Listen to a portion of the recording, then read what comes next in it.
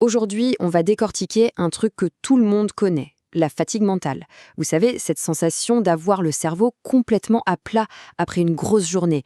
On va voir ensemble ce qui se passe vraiment là-haut. On est tous passés par là, après des heures à se concentrer à fond, que ce soit pour le boulot, les études ou même après une série de réunions, le cerveau dit juste stop. C'est comme s'il y avait un fusible qui sautait. Mais alors, pourquoi? Quelle est l'explication scientifique? Allez, pour cette analyse, on enfile notre casquette de détective. On va plonger au cœur du mystère de ce fameux brouillard mental.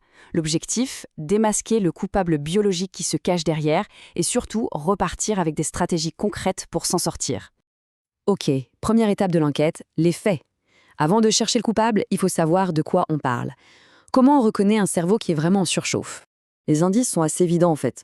On a cette sensation de saturation, comme si plus aucune info ne pouvait rentrer. Se concentrer, ça devient une mission quasi impossible. La moindre petite décision, genre qu'est-ce qu'on mange ce soir, ça devient une montagne. Et la mémoire, n'en parlons pas, elle nous lâche. Bref, c'est l'épuisement intellectuel. Bon, maintenant qu'on a bien défini les symptômes, il est temps de passer à l'étape suivante, l'analyse de la scène du crime. On va aller voir ce qui se passe directement à l'intérieur du cerveau. Et la zone où tout se joue, la voici, c'est le cortex préfrontal. Pensez-y comme au PDG du cerveau. C'est lui qui gère la planification, les décisions, la concentration, bref, toutes les tâches complexes. Et c'est justement lui qui est en première ligne quand la fatigue mentale frappe. Et quand ce PDG est à bout de force, les conséquences sont immédiates. Les choix deviennent beaucoup plus impulsifs. C'est la raison scientifique pour laquelle, après une journée éreintante, on va craquer pour une pizza plutôt que de se préparer une salade. Le cerveau n'a plus l'énergie de penser long terme, il veut une récompense. Là, tout de suite. Le contrôle cognitif est en chute libre. On a la scène du crime, le cortex préfrontal. On a les conséquences, les mauvais choix. Mais qui est le vrai responsable de tout ce bazar? Accrochez-vous bien, on va enfin mettre un nom sur le principal suspect. Pour trouver la réponse, on peut remercier des chercheurs de l'Institut du cerveau à Paris. Ils se sont vraiment penchés sur la question et leur découverte est assez bluffante. Le coupable s'appelle le glutamate. Alors attention, en temps normal, le glutamate est notre ami. C'est un messager chimique, un neurotransmetteur, qui est essentiel. Son job, c'est d'exciter les neurones pour qu'ils communiquent entre eux. Il est vital pour apprendre, pour mémoriser, c'est un peu l'accélérateur de la pensée.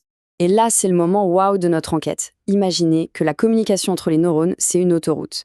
Quand le niveau de glutamate est normal, le trafic est fluide, tout roule. Mais, après un effort mental long et intense, le glutamate commence à s'accumuler. Et là, c'est le drame, c'est l'embouteillage monstre. Plus rien ne passe, la communication est bloquée. Et le point crucial, il est là. Le cerveau n'arrive tout simplement plus à nettoyer cet excès de glutamate assez rapidement. Cette accumulation devient carrément toxique pour les synapses, les points de connexion entre les neurones.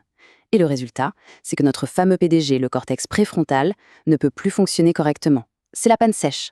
D'accord, donc le glutamate est le coupable direct. Mais il n'agit pas seul. Il a des complices, des facteurs de notre vie de tous les jours qui lui préparent le terrain et qui favorisent cet embouteillage cérébral. Et la liste des suspects habituels est longue.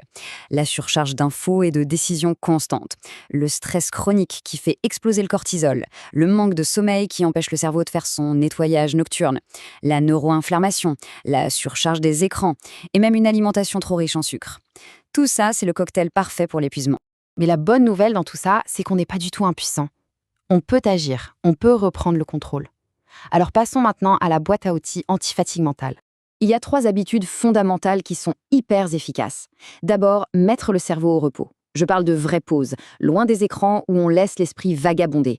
Ensuite, gérer le stress avec des outils comme la méditation ou la cohérence cardiaque. Et enfin, bouger. L'activité physique, c'est crucial pour l'équilibre mental. Bien sûr, ce qu'on met dans notre assiette joue un rôle énorme.